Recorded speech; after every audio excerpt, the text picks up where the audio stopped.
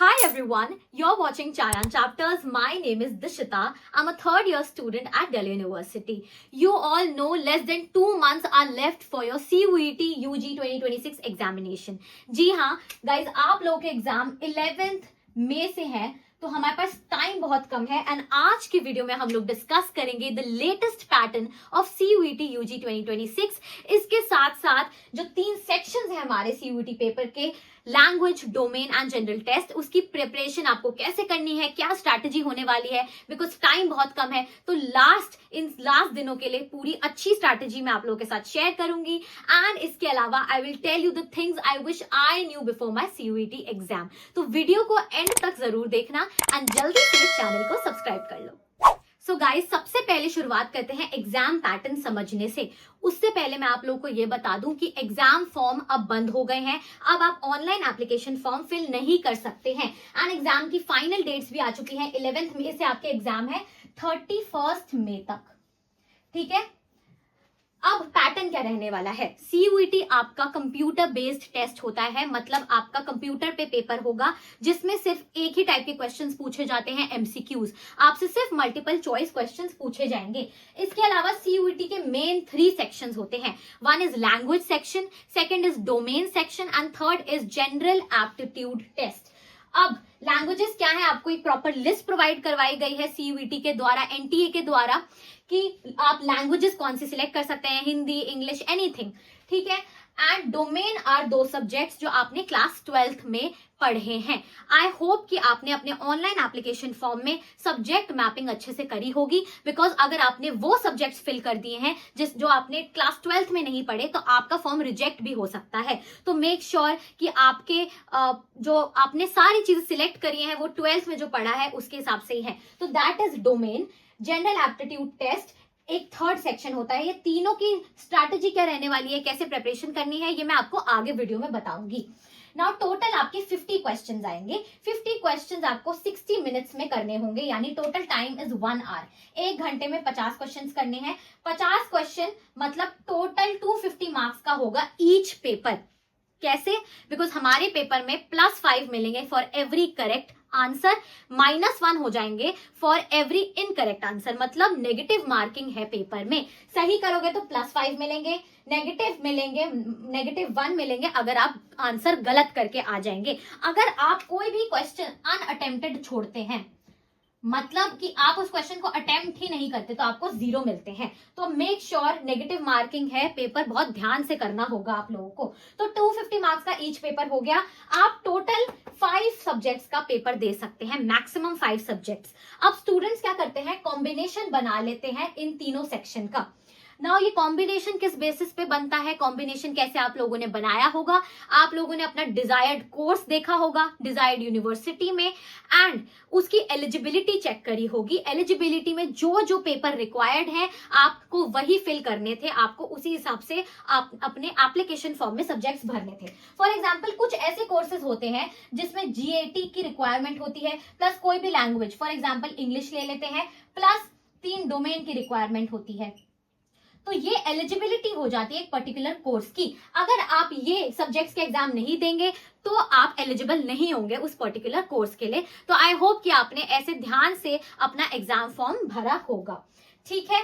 इसके अलावा total marks किस पे डिपेंड करेंगे? आपके टोटल मार्क्स डिपेंड करेंगे कि कितने नंबर ऑफ सब्जेक्ट्स का पेपर आपने दिया है। नाउ अब आपके जब मार्क्स आएंगे तो आपका ये सवाल होगा कि टोटल कैसे कैलकुलेट करेंगे दीदी? तो अगर आप 3 सब्जेक्ट का पेपर दे रहे हैं, इसका मतलब है आपका टोटल हो जाएगा 750, because each paper is of 250 marks. 4 subjects का देंगे तो आपका टोटल हो जाएगा 1000। तो आप टोटल कैलकुलेट करेंगे 1000 मार्क्स में से। 5 सब्जेक्ट्स अगर होंगे तो आप लोग का 1250 हो जाएगा। तो इस हिसाब से आप टोटल कैलकुलेट करेंगे। यूनिवर्सिटीज जो हैं आपके बेस्ट सब्जेक्ट कॉम्बिनेशन के हिसाब से आपकी मेरिट डिसाइड करती है, ठीक है। इसके अलावा आपको जरूरी नहीं है कि आपको जीएटी देना हो या लैंग्वेज का पेपर देना हो। अगर आपकी कोर्स की रिक्वायरमेंट है, एलिजिबिलिटी में चाहिए, तभी आप वाला पेपर देंगे, वरना कोई रिक्वायरमेंट नहीं है। यूजुअली स्टूडेंट्स क्या कॉम्बिनेशन रखते हैं, वो एक लैंग्वेज सिलेक्ट कर लेते हैं, डोमेन के एक आध सब्जेक्ट सिलेक्ट कर लेते हैं एंड आपका जीएटी का पेपर सिलेक्ट करते हैं, बिकॉज बहुत सारे सब्जेक्ट्स में एक लैंग्वेज एंड जीएटी कंपलसरी होता है विद डोमेन। तो आई होप आपको पूरा पैटर्न समझ आ गया हो। अब हम वीडियो में आगे बढ़ते हैं। सो स्टूडेंट्स, अब देख लेते हैं कि आपकी एग्जाम स्ट्रैटेजी क्या रहने वाली है, कैसे तीनों सेक्शंस आपको अच्छे से प्रिपेयर करने हैं, because less than 2 months are left, time बहुत ज्यादा कम है। सबसे पहले आ जाते हैं इंग्लिश पे। मैं आपको लैंग्वेज इंग्लिश का बता रही हूँ स्ट्रैटेजी। 3 आपकी मेन चीजें आएंगी, reading comprehension, vocabulary and grammar. अब रीडिंग कॉम्प्रहेंशन एंड ग्रामर तो तब भी स्टूडेंट्स कर लेते हैं, बट वोकैबुलरी में प्रॉब्लम होती है, बिकॉज ऐसे बहुत सारे न्यू वर्ड्स दे दिए जाते हैं आपको जो आपने कभी सुने भी नहीं होंगे, उसके एंटोनिम्स पूछ लिए, सिनोनिम्स पूछ लिए।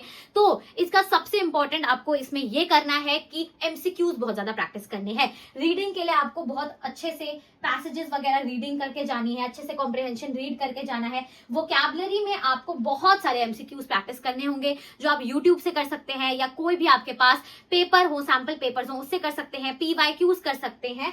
एंड ग्रामर की प्रैक्टिस बहुत ज्यादा इंपॉर्टेंट है इंग्लिश में। ट्रस्ट में, इंग्लिश में मुझे भी बहुत प्रॉब्लम हुई थी, बिकॉज बहुत सारे ऐसे न्यू वर्ड्स पूछ लिए थे, वोकैब में मुझे बहुत दिक्कत हुई थी। ठीक है, तो अब आपको कैसे करना है, बोर्ड्स कि जो भी आपने प्रेपरेशन करी थी उतनी काफी होती है, बहुत ज्यादा डिफिकल्ट नहीं होता है सीयूईटी का एग्जाम। तो आपको एनसीईआरटी पूरी करके जानी है, जो चीजें आपके सिलेबस में नहीं भी थी वो भी आपको करके जानी है, पूरा आपको एनसीईआरटी करनी है। इसके साथ साथ आप बाकी चीजों की प्रैक्टिस कहां से करोगे, एमसीक्यूज कहां से प्रैक्टिस करोगे, आप यूट्यूब से कर सकते हो। मैं रेफर करती थी अड्डा 24/7 के चैनल को, बहुत अच्छा होता है, उसमें वो सेशंस में ही आपको प्रैक्टिस करा देते हैं एमसीक्यूज। या मैंने ओसवाल बुक यूज करी थी पेपर के लिए, उसके सैंपल पेपर मैंने लिए थे, आप ये भी यूज कर सकते हैं। ये कोई मैं प्रमोशन नहीं कर रही, बट मेरे ये सोर्सेज रहे हैं तो आप ये यूज कर सकते हैं। वरना यूट्यूब पे बहुत सारी चीजें अवेलेबल है। मेरे टाइम में बहुत कम चैनल्स थे, बिकॉज मैं सेकेंड टाइम जब दे रही थी तो सेकेंड टाइम ही था सीयूईटी का। ठीक है, तो तब उस टाइम पे बहुत कम सोर्सेज थे, यूट्यूब पे बहुत कम मटेरियल अवेलेबल था, अब तो बहुत ज्यादा है। तो यूट्यूब से ही आप प्रैक्टिस कर लेना ये सारी चीजें। बाकी बोर्ड की तैयारी आपकी अच्छी है ना, तो आधी से ज्यादा चीजें आपकी अच्छी हो जाएंगी, बस आपको एमसीक्यूज प्रैक्टिस करने होंगे। एंड मेक श्योर आप 2 इयर्स के पीवाईक्यूज लगाए, 2 प्रीवियस ईयर आपको क्वेश्चंस, सैंपल पेपर आपको पूरे करके जाने ही जाने हैं। ठीक है, इसके अलावा डोमेन सब्जेक्ट्स को आप कैसे प्रिपेयर करेंगे, एनसीईआरटी तो मस्ट है, आपको कहीं और बाहर नहीं झांकना है, एनसीईआरटी को पूरा करके जाना है। फुल एनसीईआरटी करनी है, मतलब जो चीजें सिलेबस में नहीं भी थी वो भी करनी है। टाइम अभी आपके पास है, आपने बोर्ड की तैयारी तो करी हुई थी, उसमें आपके पास जितना भी टाइम है, आप जो कवर, आप वो सारी चीजें भी कवर कर लीजिए जो आपके सिलेबस में नहीं थी। ठीक है, आपको high weightage chapters, high weightage topics पे ज्यादा फोकस करना है, बिकॉज उनमें से ही मोस्ट ऑफ द क्वेश्चंस आते हैं।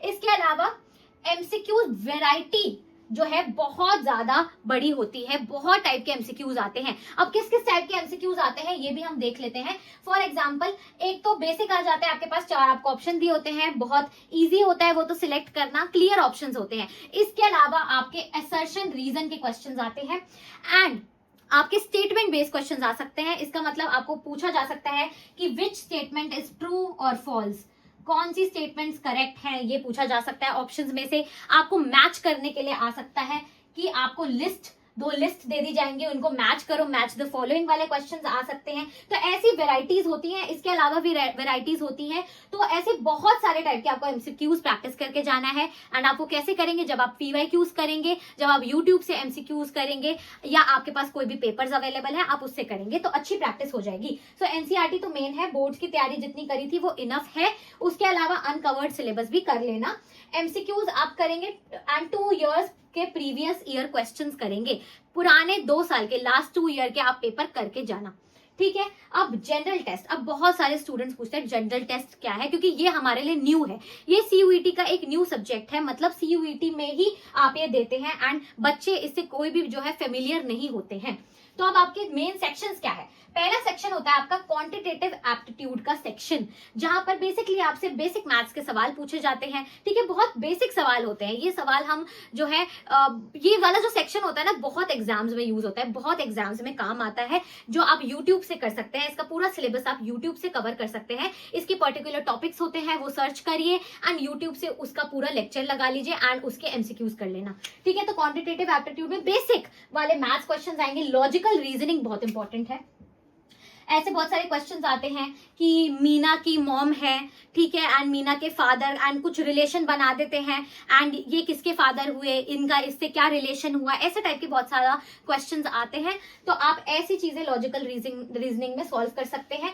करंट अफेयर्स बहुत इंपॉर्टेंट। करंट अफेयर अब स्टूडेंट्स पूछते हैं कितने करंट अफेयर करने हैं, तो लास्ट 1 ईयर के करंट अफेयर आपको करने हैं, बहुत ज्यादा पुराने नहीं करने, लास्ट 1 ईयर तक के आपको करंट अफेयर करने हैं। स्टैटिक जीके, स्टैटिक जीके क्या है, जो बेसिक आपके स्टैटिक फैक्ट्स होते हैं कि यार फर्स्ट प्रेसिडेंट कौन था इंडिया का। अब ये एक स्टैटिक चीज है, ठीक है, ये हमें पता है, ये फैक्ट है बेसिकली कि कौन था। ठीक है, तो ऐसी जो स्टैटिक जीके होती है आपको वो करनी है। Current affairs, logical reasoning and quantitative aptitude, ये आपके सेक्शंस होते हैं जीएटी के, जिसका पूरा आपको जो है प्रॉपर सिलेबस आपका यूट्यूब से कवर हो सकता है। तो बस सिलेबस डाल देना, जो जो टॉपिक्स आपको पढ़ने हैं आप यूट्यूब से देखना। एंड एमसीक्यूज, एमसीक्यूज बहुत इंपॉर्टेंट है सॉल्व करना। बहुत ज्यादा स्टूडेंट्स को जीएटी में ही दिक्कत होती है, मुझे भी हुई थी, एंड मार्क्स कम रह जाते हैं। तो प्लीज अच्छे से प्रैक्टिस करके जाना। आपको इसके एटलीस्ट लास्ट ईयर का पीवाईक्यू तो करके जाना ही जाना है। ठीक है, एक सैंपल पेपर लास्ट ईयर का करके जाना, यूट्यूब से आप एमसीक्यूज कर लेंगे। तो आई होप आपको क्लियर हो कि अब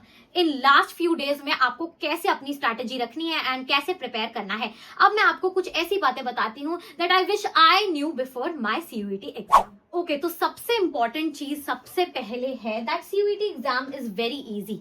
हम लोग ना ये हवा बना के रखते हैं कि सीयूईटी बहुत ज्यादा डिफिकल्ट है, but trust me from my experience, मैंने नीट का एग्जाम दिया था एंड सीयूईटी देने से पहले मुझे बहुत डर लग रहा था कि इस एग्जाम का भी लेवल बहुत ज्यादा हाई होगा, but trust me it is nothing like all the other competitive exams. In fact comparison में तो ये एग्जाम बहुत ज्यादा ईजी है।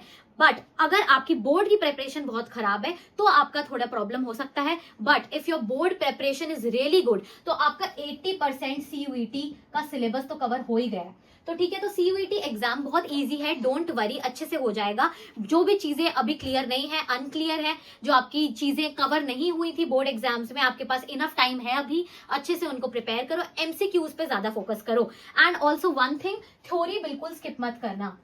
ऐसा लगता है ना कि थ्योरी पढ़ के क्या करेंगे, एमसीक्यू से पेपर आएगा, तो मैं आपको बता दूं एक एक लाइन से भी क्वेश्चन आ सकता है, तो हर लाइन एनसीईआरटी की बहुत ज्यादा जरूरी है, थ्योरी को स्किप बिल्कुल मत करना। Next is don't under estimate GAT and language. मतलब जो भी आपका लैंग्वेज का पेपर होगा एंड जीएटी होगा, ये गेम चेंजर्स होते हैं, इनको तो बिल्कुल स्किप मत करना, इनकी ही आपको सबसे ज्यादा प्रैक्टिस करनी है, बिकॉज अल्टीमेटली आपके नंबर इसमें ही कम रह जाएंगे। बिकॉज फॉर एग्जाम्पल अगर आपकी डिजायर्ड कोर्स की eligibility GAT plus language plus domain है, तो अगर आप डोमेन में अच्छे नंबर लेकर आ भी गए एंड जीएटी एंड लैंग्वेज में आपके नंबर कम रह गए तो बहुत ज्यादा प्रॉब्लम हो जाएगी एंड आपका ओवरऑल स्कोर बहुत ज्यादा कम हो जाएगा। तो इन दोनों चीजों पे भी हमें फोकस करना है। Next is eligibility is very important, वही मैंने कहा, आई होप आपने सब्जेक्ट मैपिंग एलिजिबिलिटी अच्छे से देखकर ही करी होगी। रिसर्च आपको बहुत ज्यादा स्ट्रॉन्ग करनी है। अराउंड 250 प्लस यूनिवर्सिटीज हैं सीयूईटी के अंदर एंड आप लोगों को अच्छे से सर्च करना है, प्रॉपर कोर्स सर्च करना है, प्रॉपर यूनिवर्सिटीज के बारे में रिसर्च करनी है कि आपकी सब्जेक्ट रिक्वायरमेंट, आपकी कोर्स रिक्वायरमेंट क्या है, किन सब्जेक्ट्स की है, तो उसी हिसाब से आप अच्छे से हर सेक्शन की प्रिपरेशन करेंगे। And yeah guys that's it for this video. I hope मैंने आपको सारी इंपॉर्टेंट चीजें बता दी हूँ एंड चैनल को सब्सक्राइब कर लो, ये वीडियो अपने सारे फ्रेंड्स के साथ शेयर कर दो, बिकॉज इस चैनल पे आपको सीयूईटी से रिलेटेड सारे अपडेट्स मिलते हैं। आगे जो भी काउंसलिंग होगी, जो भी अपडेट्स होंगे, एग्जाम के बाद की सारी चीजें इस चैनल पे कवर कराई जाएंगी, सारे अपडेट्स इस चैनल पे दिए जाएंगे। तो बेल नोटिफिकेशन भी ऑन कर लेना, जिससे आपको पता चल जाए कि मैं जब वीडियो अपलोड कर रही हूँ तो स्क्रीन पे बड़ा बड़ा सा आ जाए कि चाहे चैप्टर से नोटिफिकेशन आ गई है एंड आप वो वीडियो जल्दी से देखकर अपने सारे डाउट सॉल्व कर ले। अभी कोई डाउट्स हो तो मुझे कॉमेंट सेक्शन में जरूर पूछना and I will see you in the next one. Bye bye.